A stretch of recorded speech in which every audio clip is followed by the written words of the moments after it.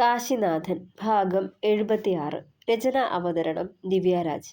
കാശിയുടെ ഒരു വർഷത്തെ ഇന്റേൺഷിപ്പ് കാലയളവ് ഒരു യുഗം പോലെ കടന്നുപോയി വൈശുവിന്. എങ്കിൽ കാശിയുടെ ദിവസങ്ങൾ നിമിഷങ്ങളുടെ വേഗത്തിലായിരുന്നു. 8 മാസം താദേവൂസ് മെഡിസിറ്റിയിലും പിന്നെയുള്ള 2 മാസങ്ങൾ തളിയൂരിലെ ജനറൽ ഹോസ്പിറ്റലിലും അവസാന 2 മാസങ്ങൾ ബാംഗ്ലൂരിലെ തന്നെ മറ്റൊരു പ്രസിദ്ധമായ ഹോസ്പിറ്റലിലുമായിരുന്നു. തളിയൂരിലെ ജനറൽ ഹോസ്പിറ്റലിലെ ട്രെയിനിങ് മറക്കാനാവാത്ത അനുഭവം തന്നെയായിരുന്നു കാശിക്ക്. സ്വന്തം നാട്ടിൽ ഹോസ്പിറ്റലിൽ വരുന്നവരൊക്കെ തന്നെ അറിയാവുന്നവർ മാത്രം. ഒരു 2.5-3 വർഷങ്ങൾക്ക് മുന്നേ കുടിച്ച് വെളിവില്ലാതെ തന്നെ കണ്ട് പുച്ഛത്തോടെ ചിരിച്ചവരാ ഇന്ന് തന്നെ ഒരു ഡോക്ടറായി കണ്ട് മൂക്കത്ത് വിരൽ വയ്ക്കുന്നത്. അതിൻ്റെ അമ്പരപ്പ് പലരിലും കണ്ടിട്ടുമുണ്ട്, പലരും ചോദിച്ചിട്ടുമുണ്ട്. ഡോക്ടർ ആ ശാരദ ടീച്ചറുടെ ചെറുമകനല്ലേ? ഇതെപ്പോഴാ ഡോക്ടറായേ? താടിക്ക് കൈകൊടുത്തിട്ടുള്ള ആ അമ്പരപ്പ് ഓർക്കുമ്പോഴെല്ലാം ചെറുചിരിയായിരുന്നു അവന്. ഇന്റേൺഷിപ്പ് കഴിഞ്ഞതിൻ്റെ പിറ്റേന്ന് ആ ബാച്ചിലെ മുഴുവൻ കുട്ടികളും തദേവൂസ് മെഡിക്കൽ കോളേജിന്റെ അങ്കണത്തിൽ ഒത്തുകൂടി. 6.5 കൊല്ലത്തെ സൗഹൃദം അവിടെ അവസാനിക്കുന്ന നോവിലായിരുന്നു മറ്റുള്ളവരെങ്കിൽ 2.5 വർഷം കൊണ്ട് തൻ്റെ ലൈഫിലുണ്ടായ ഓരോന്നും ഓർത്തെടുക്കുകയായിരുന്നു കാശി. വീണ്ടും ഇവിടേക്ക് തന്നെ പഠിക്കുവാൻ വരുമ്പോൾ ഒട്ടും കരുതിയതല്ല തൻ്റെ സഹപാഠികളിൽ നിന്നും അധ്യാപകരിൽ നിന്നും ഇത്തരത്തിലൊരു സപ്പോർട്ട്. പക്ഷേ എല്ലാവരും തന്നെ ചേർത്ത് പിടിച്ചതുകൊണ്ട് കൂടി തന്നെയാണ് തൻ്റെ ആത്മവിശ്വാസം വളർന്നതും ഇന്ന് ഇവിടെ വരെ എത്തിയതും. ഇതിനിടയിൽ ക്രിസ്റ്റഫർ വന്നതും അതിനുശേഷം അനുഭവിച്ച മാനസിക പിരിമുറുക്കങ്ങളും അതൊക്കെ തരണം ചെയ്തതും അവസാനം അവൻ്റെ മുഖംമൂടി വലിച്ചു കീറി മറ്റുള്ളവർക്ക് മുന്നിൽ എത്തിച്ചതും ഒക്കെ ഓർക്കുമ്പോൾ ഇപ്പോഴും അവിശ്വസനീയതയാണ്. തനിക്ക് ഇതിനൊക്കെ കഴിഞ്ഞല്ലോ എന്ന്. കാശിയേട്ടാ, ഇനി എന്താ പരിപാടി? നാട്ടിലേക്കാണോ അതോ ഫ്ലാറ്റിലേക്കോ? ജോവിൻ്റെ ശബ്ദമാണ് അവൻ്റെ ചിന്തകളിൽ നിന്നും ഉണർത്തിയത്. നാട്ടിലേക്ക് പോവാണ് ജോവി. അതിനു മുന്നേ എൻ്റെ ഏട്ടനെയും ഏട്ടത്തെയും ഒന്ന് പോയി കാണണം, പുഞ്ചിരിയോടെ പറഞ്ഞവൻ. എല്ലാവർക്കും ഹാളിൽ ഫുഡ് അറേഞ്ച് ചെയ്തിട്ടുണ്ടായിരുന്നു. ഒരുമിച്ചിരുന്ന് ഭക്ഷണം കഴിക്കുമ്പോൾ തൊണ്ടയിൽ നിന്ന് താഴേക്ക് പോകുന്നുണ്ടായിരുന്നില്ല കാശിക്ക്. 2.5 വർഷങ്ങൾ തനിക്കൊപ്പം നിന്നവരെ പിരിയാനുള്ള നോവ്. ചുറ്റും തിരിഞ്ഞു നോക്കുമ്പോൾ എല്ലാവരുടെയും അവസ്ഥ അതുതന്നെയാണ്. ഇനി പലരും PG ചെയ്യും പലയിടത്തുമായി. ചിലർ ഈ കിട്ടിയ ഗ്രാജുവേഷനും കൊണ്ട് ഏതെങ്കിലും ഹോസ്പിറ്റലിൽ കയറിക്കൂടും. മറ്റു ചിലർ ഉയർന്ന ശമ്പളവും മറ്റു സൗകര്യങ്ങളും തേടി വിദേശത്തേക്കും പോവും. പലരെയും ഇനി ഒരിക്കലൊന്ന് കാണണമെന്ന് കൊതിച്ചാൽ കൂടി കാണാൻ പറ്റില്ല. ചിന്തകൾ അവന് വീർപ്പ് മുട്ടിച്ചു. കണ്ണു നിറയാതെ പരസ്പരം യാത്ര പറയാൻ കഴിഞ്ഞില്ല ആർക്കും. തിരികെ ഫ്ലാറ്റിൽ വന്ന് നേരത്തെ പാക്ക് ചെയ്തു വെച്ചിരുന്ന തൻ്റെ ലഗേജുകളൊക്കെ എടുത്ത് കാറിനുള്ളിൽ വെച്ച ശേഷം ഫ്ലാറ്റ് പൂട്ടി താക്കോല് കയ്യിലെടുത്തു. എന്തോ അവിടെ വിട്ട് പോരുമ്പോഴും ഉള്ളിലൊരു ഭാരം.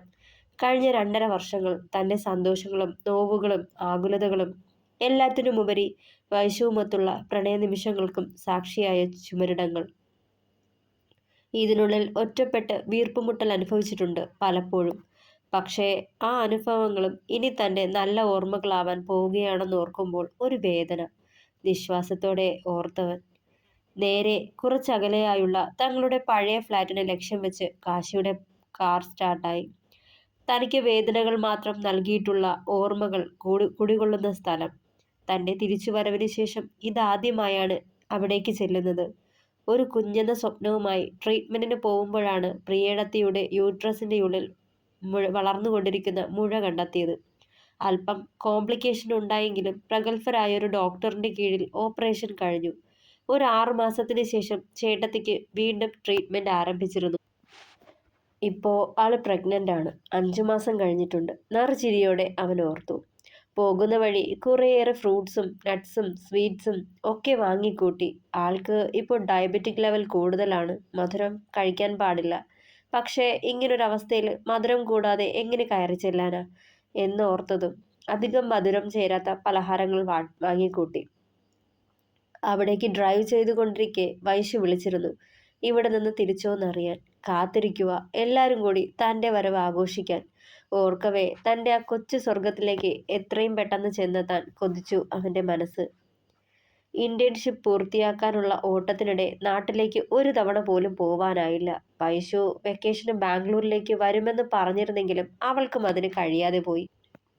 അച്ഛമ്മ ബാത്റൂമിൽ ഒന്ന് തെന്നി വീണിരുന്നു. കാലിന് ചെറിയ ഫ്രാക്ചർ ഉണ്ടായിരുന്നത് കാരണം റെസ്റ്റിലായിരുന്നു. അന്നേരം അവരുടെ കാര്യങ്ങളൊക്കെ നോക്കി ആളവിടെ കൂടി. 2 മാസം തളയൂരിൽ ട്രെയിനിങ് കിട്ടിയെങ്കിലും തിരക്ക് പിടിച്ച ഹോസ്പിറ്റലിൽ രാവെന്നോ പകലെന്നോ നോക്കാതെ മറ്റു ഡോക്ടേഴ്സിനൊപ്പം തനിക്കും ഡ്യൂട്ടി ഉണ്ടായിരുന്നു. ശരിക്കും പറഞ്ഞാൽ വൈശുവിനൊപ്പമുള്ള നിമിഷങ്ങളൊക്കെ വളരെ കുറവായിരുന്നു. കണ്ണേട്ടന് എപ്പോഴും ഹോസ്പിറ്റലിലെ രോഗികളും. ഇപ്പോൾ എന്നെ വേണ്ട അല്ലേ? 2 മാസം ഇവിടുത്തെ ഹോസ്പിറ്റലിലാ ട്രെയിനിങ്. ഇവിടേക്ക് വരാൻ പോവാന്ന് പറഞ്ഞപ്പോൾ ഞാൻ ഒത്തിരി സന്തോഷിച്ചതാ. എന്നിട്ട് എനിക്കൊപ്പം ഒരല്പം പോലും ചിലവിടാനില്ലല്ലേ? വന്നിട്ട് ഇത്രയായിട്ടും കണ്ണു നിറച്ച് ഞാനൊന്ന് കണ്ടിട്ടില്ല. ഒരു ദിവസം നൈറ്റ് ഡ്യൂട്ടിക്ക് പോവാനൊരുങ്ങിയ തന്നോട് ഈറനണിഞ്ഞ മിഴികളോടെ വന്നു നിന്ന് പരിഭവം പറഞ്ഞവളുടെ മുഖം ഓർത്തതേ അറിയാതെ ചിരിച്ചുപോയി കാശി. തൻ്റെ തിരക്കുകൾ അറിയാമെങ്കിലും സങ്കടം കൊണ്ട് പറഞ്ഞതാണ്. ആ 2 മാസത്തെയും കടം വീട്ടാൻ ഇനി ഒരു ആയുഷ്കാലം തനിക്ക് മുന്നിലുണ്ടെന്ന ചിന്തയിൽ അവനൊന്ന് നിശ്വസിച്ചു. ലിഫ്റ്റിൽ കയറി 4th ഫ്ലോറിലെ ബി ബ്ലോക്കിലേക്ക് തിരിക്കുമ്പോൾ ഹൃദയം വല്ലാതെ പിടച്ചു അവൻ്റെ. കൈപ്പേറിയ ഓർമ്മകളുടെ ആ കൂമ്പാരക്കെട്ടുകൾ പേറുന്ന ചുമരിടങ്ങളിലേക്കുള്ള തൻ്റെ മടങ്ങിവരവോർത്തു. കോളിംഗ് ബെല്ലടിക്കുമ്പോൾ വാതിൽ തുറന്നത് പ്രിയയായിരുന്നു. തൊട്ടുമുന്നിൽ കാശിയെ കണ്ടതേ അവളുടെ മുഖം വിടർന്നു. കാശി, കയറി വാ. അവനെ അകത്തേക്ക് ക്ഷണിക്കുമ്പോൾ അവളുടെ മുഖത്ത് നിറഞ്ഞ പുഞ്ചിരിയായിരുന്നു. തങ്ങളുടെ വിവാഹം കഴിഞ്ഞ് ആദ്യമായി ത്രയംബകത്തിലേക്ക് ചെന്ന ദിവസം സന്ധ്യയ്ക്ക് കുടിച്ച് ഫിറ്റായി വല്ല വിധേനയും പിടിച്ച് ത്രയംബകത്തിന്റെ വാതിൽപ്പടിയിലൂടെ അകത്തേക്ക് കയറി വന്നവന്റെ ചിത്രവും ഇന്നത്തെ കാശിയിലേക്കുള്ള അവന്റെ മാറ്റവുമായിരുന്നു അവളുടെ മനസ്സിൽ. ഇനി എന്നാ നാട്ടിലേക്ക്? ചോദിച്ചുകൊണ്ട് അവളും അകത്തേക്ക് കയറി. ഇന്ന് തന്നെ തിരിക്കുവാ ഏടത്തി. ഏട്ടനില്ലേ? ചുറ്റും പരതിക്കൊണ്ട് തിരക്കിയവൻ. ഉണ്ട് കാശി, ഞാൻ വിളിക്കാം. അച്ഛനോ? നോവോട് തിരക്കി. അകത്തുണ്ട്. ഇപ്പോ പുറത്തേക്കൊന്നും പോവാറില്ല. ഓഫീസിൽ പോലും. ചുമതലകളൊക്കെ ആനന്ദിന് ഹാൻഡ് ഓവർ ചെയ്തു. ആൾക്കിനി അവിടേക്ക് ചെല്ലാനാവില്ലെന്നാ പറയണേ. പറ്റിപ്പോയ തെറ്റുകളോർത്തുള്ള കുറ്റബോധം പേര് നീറിയാ ജീവിക്കണത്. ഒത്തിരി സ്നേഹിച്ചവരെയൊക്കെ വേദനിപ്പിച്ചിട്ടേ ഉള്ളൂ എന്ന് പലപ്പോഴും പറയാറുണ്ട്. ഈ ഒറ്റപ്പെടലും ഏകാന്തതയും സ്വയം നൽകിയ ശിക്ഷയാത്രേ. നെടുവീർപ്പെട്ടവൾ. ഏതായാലും കാശി ഇരിക്ക്, ഞാൻ ആനന്ദിനെ വിളിക്കാം. പ്രിയ റൂമിലേക്ക് കയറിപ്പോയപ്പോൾ കാശിയുടെ കണ്ണുകൾ ചെന്ന് നിന്നത് ടേബിളിന് മുകളിലായി മാലയിട്ട് വച്ചിരുന്ന സാവിത്രിയുടെ ചിത്രത്തിലാണ്. തന്നെ ഒരുപാട് ദ്രോഹിച്ച ആ സ്ത്രീയുടെ അവസാന നിമിഷം ഒരിറ്റ് ദാഹജലം അവർക്കായി നൽകാൻ ഈശ്വരൻ നിയോഗിച്ചതും തന്നെയാണല്ലോ എന്ന ചിന്തയിലായിരുന്നു അവൻ. കോരിച്ചൊരിയുന്ന മഴ പെയ്ത ഒരു പുലർകാലം തളിയൂർ ജനറൽ ഹോസ്പിറ്റലിലെ ICU വാർഡിലെ ബെഡിൽ അവശയായ നിലയിൽ സാവിത്രിയെ അപ്രതീക്ഷിതമായും അവസാനമായും കണ്ട കാഴ്ചയായിരുന്നു അവൻ്റെ മനസ്സിൽ അപ്പോൾ തെളിഞ്ഞത്. മഴയുടെ സീസൺ കൂടി ആയപ്പോൾ പകർച്ചവ്യാധികളാൽ രോഗികളെ കൊണ്ട് ഹോസ്പിറ്റൽ നിറഞ്ഞ സമയം. അന്ന് പതിവിലും തിരക്കായത് കാരണം മറ്റൊരു ഡ്യൂട്ടി ഡോക്ടർക്കൊപ്പം ICUവിലായിരുന്നു തനിക്കും ഡ്യൂട്ടി. ICUവിൽ അന്ന് 10ഓളം പേഷ്യൻസ് ഉണ്ടായിരുന്നു. ഓരോരുത്തരുടെയും കേസ് സ്റ്റഡി നോക്കുന്നതിനിടയിലാണ് ആ പേര് തൻ്റെ കണ്ണിലുടക്കിയത്. സാവിത്രി ചന്ദ്രശേഖർ. ത്രയംബകം. വേഗം ബെഡ് നമ്പർ 8ൽ കിടന്ന ആ പേഷ്യൻറ്റിൻ്റെ അടുത്തേക്ക് തൻ്റെ കണ്ണുകൾ പാഞ്ഞു. ദൂരെ നിന്ന് കണ്ടാൽ കൂടി മനസ്സിലാവാത്ത കോലം. വേഗം അവർക്കരികിലേക്ക് ഓടിപ്പാഞ്ഞു ചെന്നു. എല്ലും തോലുമായി അങ്ങേയറ്റം അവശയായ രൂപം. അക്ഷരാർത്ഥത്തിൽ ഞെട്ടിപ്പോയിരുന്നു. അവരെ ഇവിടെ കൊണ്ടുവന്നത് ആരെന്ന ചിന്തയിലായി പിന്നെ. കാരണം ICUവിന് പുറത്ത് ബന്ധുക്കളാരെയും കണ്ടതായി ഓർമ്മയില്ല. വേഗം അവരുടെ ഫയൽ ചെക്ക് ചെയ്തു. കൊണ്ടുവന്നിട്ട് അരമണിക്കൂറായതേ ഉള്ളൂ. കാർഡിയാക് അറസ്റ്റിനെ തുടർന്നാണ് അഡ്മിറ്റ് ആക്കിയിരിക്കുന്നത്. ഒരു ചെറിയ പതപ്പ് മാത്രം ശേഷിച്ചിട്ടുണ്ട്. അതും ഓക്സിജൻ സപ്പോർട്ടിന്റെ ബലത്തിൽ. ഞാൻ അവരെ തന്നെ ഉറ്റുനോക്കി. അവരെന്നോട് കാട്ടിയ ക്രൂരതകൾ മനസ്സിൽ തങ്ങി വന്നത് കാരണം അനുകമ്പയൊന്നും തോന്നിയില്ല. ഒരു 15 വയസ്സുകാരനെ ദ്രോഹിക്കാവുന്നതിൻ്റെ പരമാവധി എന്നെ അവർ ദ്രോഹിച്ചു. പനി പിടിച്ച് വിറച്ചു തുള്ളുമ്പോൾ ഒരു തുള്ളി ദാഹജലമോ വേണ്ട മെഡിസിനോ തരാതെ റൂമിൽ പൂട്ടിയിട്ടിട്ട് പോയിട്ടുണ്ട്. അമ്മേ, എനിക്ക് തീരെ വയ്യാന്ന് പറയുമ്പോൾ പുച്ഛത്തോടെ നോക്കി ചിരിക്കും. നീ ജനിക്കാൻ പാടില്ലാത്തവനായിരുന്നു. നീ ചന്ദ്രുവിൻ്റെ ജാരസന്തതിയായി അവളുടെ വയറ്റിൽ കുരുത്തതാ നിന്റെ ഏറ്റവും വലിയ ശാപം. ആരും സ്നേഹിക്കാനില്ലാതെ ചേർത്ത് പിടിക്കാനില്ലാതെ നീ നരകിക്കുന്നത് കാണുമ്പോൾ കിട്ടുന്ന ആനന്ദം മറ്റൊന്നിനും തരാൻ എനിക്കില്ല. ക്രൂരതയോടെ അവർ പറയുമ്പോഴും അവരിൽ നിന്ന് ഒരിറ്റ് ദയക്കായി ഞാൻ കേണു. വിറച്ചു തുള്ളുന്ന പനിച്ചൂടിൽ പൊള്ളുന്ന നെറ്റിത്തട നനച്ചിടാൻ കൂടി കൂട്ടാക്കിയില്ല അവർ. ഞാൻ ഓഫീസിലേക്ക് പോകുന്നു. വരുന്നത് വരെ നീ ജീവനോടെ ഉണ്ടെങ്കിൽ കാണാം, ഇല്ലെങ്കിൽ എടുത്ത് വെട്ടി മൂടിക്കോളാം. യാതൊരു ദയയുമില്ലാതെ അത്രയും പറഞ്ഞ് ജനാലയുടെ വാതിലും അടച്ചിട്ടപ്പോൾ നെഞ്ച് പിടച്ചിട്ടുണ്ട്. എന്റെ സ്വന്തം അമ്മായല്ലാഞ്ഞിട്ടല്ലേ അവരിങ്ങനെ എന്നോട് ചെയ്യുന്നതെന്ന് ഓർത്തുപോയി.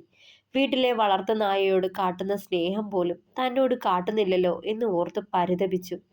അന്നൊരു ദിവസം മുഴുവൻ പനിച്ചു നീറി ഒന്ന് അലറിക്കരയാൻ പോലും കെൽപ്പില്ലാതെ കണ്ണുനീർ വാർത്തു. ദാഹിച്ചു വരണ്ട് തൊണ്ട പൊട്ടിപ്പോയി. ഇത്രയും ക്രൂരത കാട്ടാൻ മാത്രം ഹൃദയമില്ലാത്ത സ്ത്രീയാണോ അവർ? അവരും ഒരമ്മയല്ലേ എന്ന് ചിന്തിച്ചു. തണുത്ത് മരവിച്ചപ്പോഴോ ബോധം മറഞ്ഞിരുന്നു. ഉണരുമ്പോൾ ഹോസ്പിറ്റലിൽ ICUവിൽ ശീതീകരിച്ച മുറിക്കുള്ളിൽ നഴ്സുമാരുടെ പരിചരണത്തിലായിരുന്നു. ഒന്ന് നെടുവീർപ്പൊട്ടുകൊണ്ട് അവരുടെ മുഖത്തേക്ക് ഉറ്റുനോക്കിയവൻ. കാശിനാഥൻ ഇവരെ അറിയോ? തന്റെ സൂക്ഷ്മതയോടുള്ള നോട്ടവും മുഖത്ത് വന്ന ഭാവവ്യത്യാസവും കണ്ട് ഡോക്ടർ തിരക്കി. അറിയുമെന്ന് തലയാട്ടി.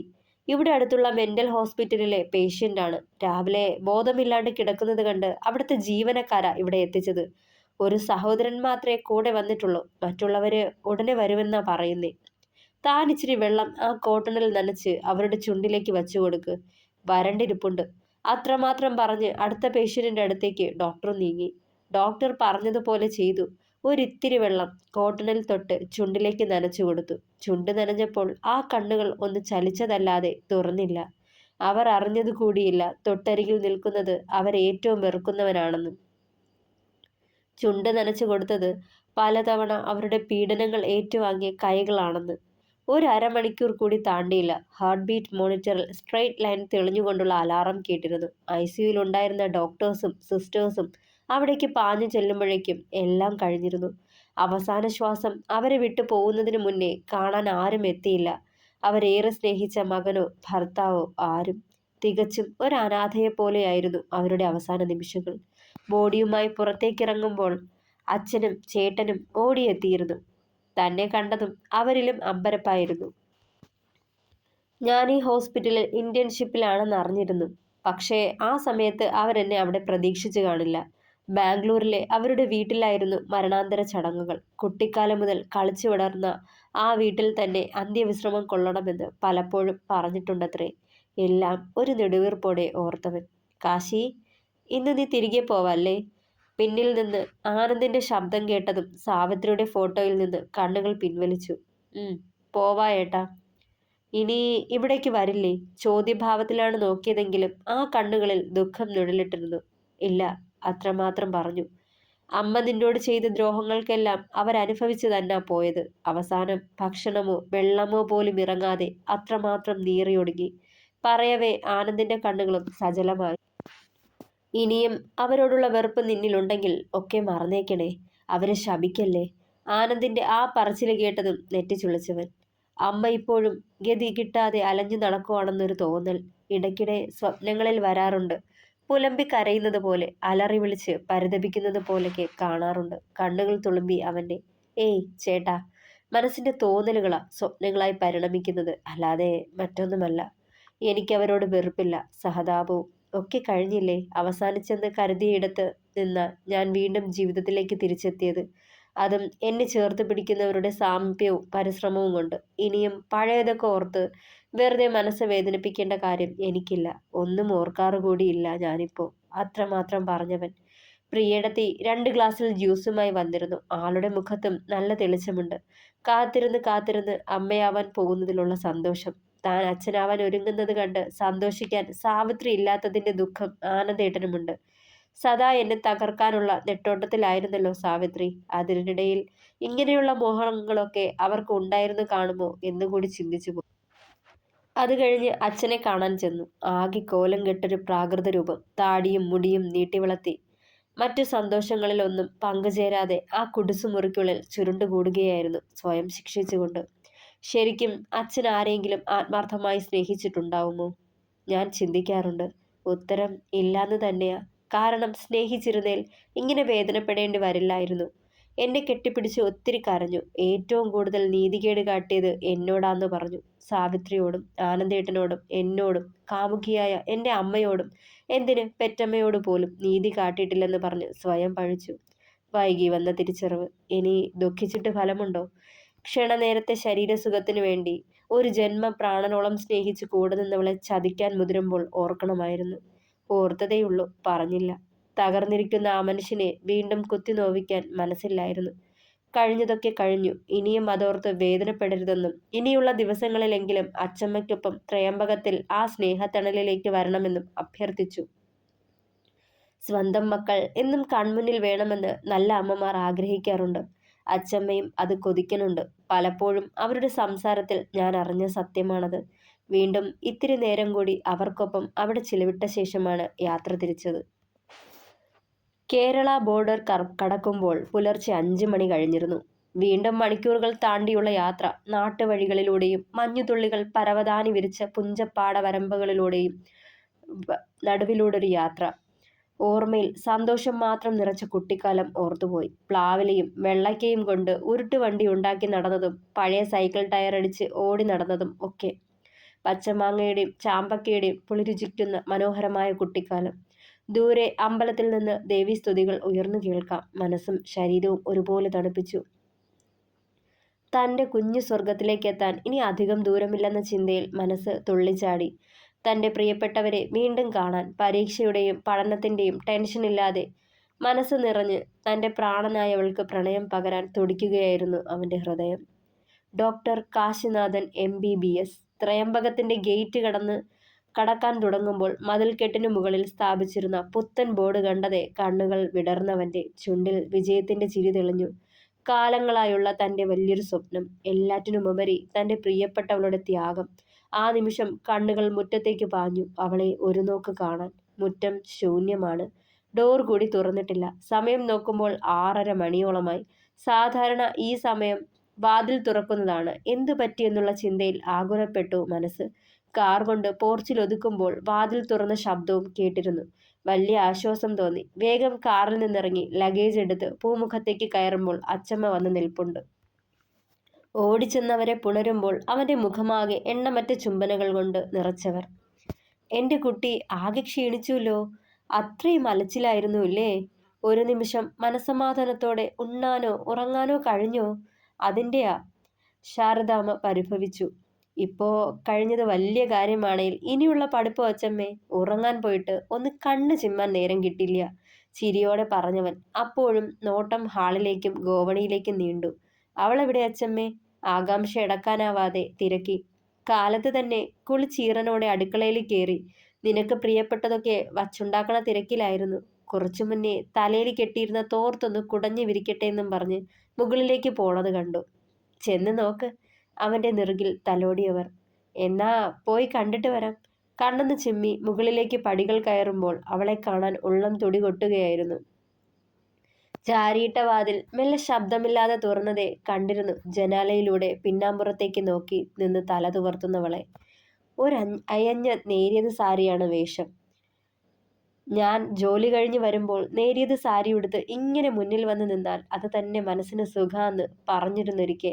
അതാവും ഓർത്തുകൊണ്ട് പമ്മി പമ്മി അകത്തേക്ക് കയറി. ഒരു നിശ്വാസം പോലും മുതിർക്കാതെ കയ്യിലിരുന്ന ബാഗ് എടുത്ത് ടേബിളിന് മുകളിൽ വെച്ചിട്ട് മെല്ലെ അവൾക്കരികിലേക്ക് ചെന്നു. അരയിലൂടെ കൈയിഴച്ച് മുറുക്കുമ്പോൾ ഒരേക്കത്തോടെ തിരിഞ്ഞു നോക്കിയിരുന്നു വൈശു. തുടരും. പ്രിയപ്പെട്ടവരെ, കഥ ഇഷ്ടമായാൽ അഭിപ്രായങ്ങൾ പറയണേ. സപ്പോർട്ട് ചെയ്യുക, ഹൈപ്പ് ചെയ്യുക, ഷെയർ ചെയ്യുക. Thank you.